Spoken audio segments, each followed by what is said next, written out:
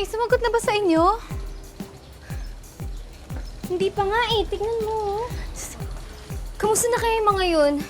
Sabi ni Tita Nancy, hindi pa rin umuwi si Alexander eh. Diyos ko, baka kung ano nang mangyari sa mga yun. Ay, alam nyo, huwag tayong mag-overthink. Mabuti pa, hanapin na lang natin sila. Baka mamaya nasa coffee shop lang. Sana. Diba? Tara. Sige, tara. Tara. Let's go.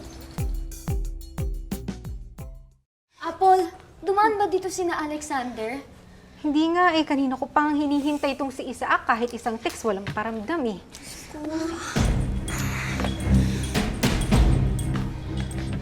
Girls, alam niyo ba kung nasaan si Charles? Kasi kagabi para wala sa bahay, sabi ni Tito Darius. Ha? Naku, mukhang nawawala na sila. Alam niyo, dapat i-report na natin to sa mga polis. Oo, tama, i-report na natin sa mga polis. Kasi mukhang nawawala na nga sila eh. Parang inulit mo na yung sinabi ko. Hindi magkaiba yun.